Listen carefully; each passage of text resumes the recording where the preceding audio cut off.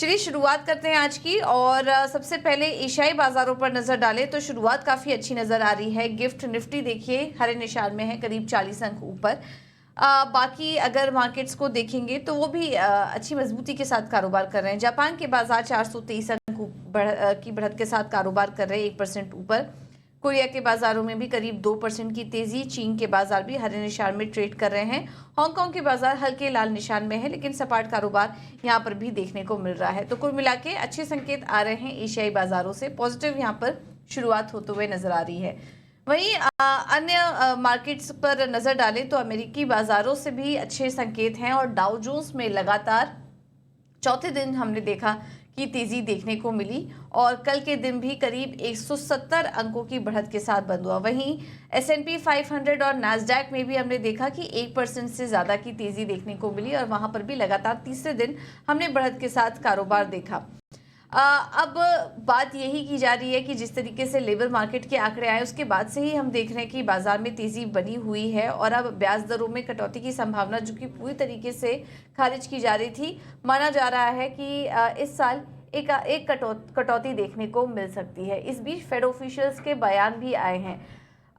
उन्होंने ब्याज दरों में कटौती की बात को पूरी तरह से खारिज नहीं किया है, लेकिन उनका कहना है कि अभी वो पूरी तरीके से फोकस कर रहे हैं महंगाई के आंकड़ों पर। बाकी सारे आंकड़े एक तरफ, लेबर मार्केट, जीडीपी के आंकड़े जो भी आ रहे हैं, लेकिन उन फेड ऑफिशियल्स का और फेड का पूरी तरह से फोकस बना हुआ है कि महंगाई के आंकड़े क्या आ रहे हैं। और जब तक महंगाई के मोर्चे पर वो पूरी तरह से कॉन्फिडेंट नहीं आ जाते, 2% जो उनका लक्ष्य तय था उसके आसपास जब तक नहीं टिकते हैं महंगाई का आंकड़ा, तब तक वो ब्याज दरों में कटौती को लेकर जल्दबाजी नहीं करेंगे। इस तरीके के बयान निकलकर आ रहे हैं फेड ऑफिशियल्स की तरफ से। एक और चीज हुई कल, गाजा युद्ध विराम प्रस्ताव की भी अब बातचीत तेज हो रही है, तो जियोपॉलिटिकल टेंशन भी कम हुई, जिसके चलते हमने देखा कि अमेरिकी बाजारों में तेजी थी गाजा के युद्ध विराम प्रस्ताव पर, लेकिन अभी भी अनिश्चितता बरकरार है और हमास ने मिस्र और कतर के गाजा संघर्ष विराम प्रस्ताव को स्वीकार कर लिया, लेकिन इजराइल की तरफ से अभी भी जवाब आना बाकी है। तो अनसर्टेनिटी बनी हुई है, लेकिन एक टेंशन कम होने की तरफ अब चीजें बढ़ते हुए दिखाई दे रही है, लेकिन इजराइल की तरफ से अभी क्लैरिटी आना बाकी है। तो एक और डेवलपमेंट हुआ। इसके अलावा काफी सारे आंकड़े आने वाले हैं। अर्निंग सीजन अभी तक अच्छा गया है यूएस में।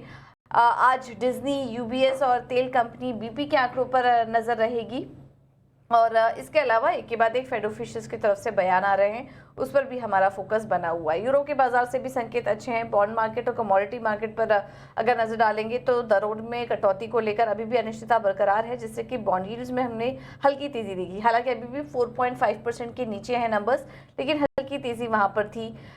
सोना और कच्चे तेल में एक दायरे में कारोबार हो रहा था। कॉमिक्स गोल्ड का भाव देखें तो $2325 और ब्रेंट का भाव $83 के पास कारोबार कर रहा है। और यहाँ पर भी अभी ऑयल मार्केट वेट कर रहा है कि जो ग्लोबल डेवलपमेंट्स होते हैं, अब हमास और इजराइल के बीच आगे डेवलपमेंट किस तरीके से होते हैं, उस पर अब दुनिया भर के बाजारों की नज़र टिकी हुई है। उसके पहले हम देख रहे हैं कमोडिटी मार्केट एक दायरे में कारोबार कर रहा है।